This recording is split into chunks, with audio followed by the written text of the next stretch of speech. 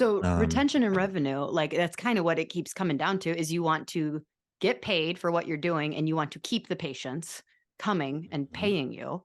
You kind of like, you said like there's, and for people just listening, you kind of alluded that there's like this list of things that you said, like, if we do this, we will be successful. Or like, if we pull these reports to make sure we're doing this, we will have a successful practice. Just one thing. Yeah. Reports don't work. Oh no, that's the Yeah. No, I get it. And that's the old legacy way of using technology, is that was your only option. There's a difference between a report and action items, tasks assigned to people based on what's in those reports. Because in reality, there's dozens of reports that you have to look at every single day and check. Reports are not actionable. They're not accountable. There's a lot of problems with reports. They're good to have. If there were nothing else, but they're not, it doesn't keep anybody really accountable.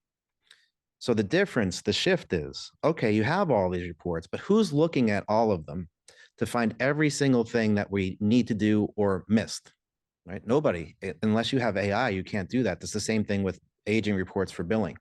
The data is already there. It's already in reports. Why do people not collect the money that they should from insurance companies? It's because they're not doing the work. right. Right. So in business, in any business, there's people, process, and technology, right?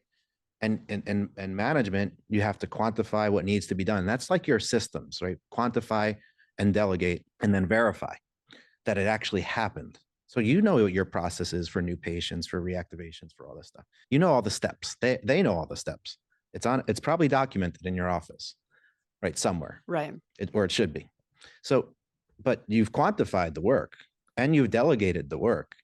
People know what they're responsible for, generally speaking, in your practice.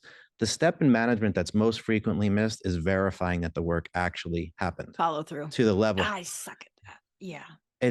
The reason everybody sucks at it is because it's impossible to do on a consistent basis. Imagine all of the reports you'd have to run. Yeah. Imagine all the reports you'd have to run and how much time you'd have to spend to make sure everything you delegated happened perfectly. You don't have the time and do your own job. Right. So you have to be a manager and a doctor at the same time, and it's impossible to do. It's literally impossible to do. You can do it, and you do it on some levels. You have signs and ideas of what you think is happening, and sometimes you find a patient that is no longer coming in, and you realize some ball has been dropped for the past 3 months on half your patients, right? And it drives you insane. It is going to drive you crazy forever. So that's the difference between how AI is used in a practice and how technology was working for practices in the past. It tells you, hey, I don't know I think Sarah, I heard on your podcast, Sarah, you have 15 things to do today. And this is the things you have to do. And it's for these patients, and click on that task and do that thing. And everybody on your team has that list and they just do it. Oh, you're talking about the workbench, right? Workbench. Yeah. Yeah. I don't even know how to get to the workbench anymore. I used to be the person who went into the workbench, and now I'm like, oh yeah, the workbench.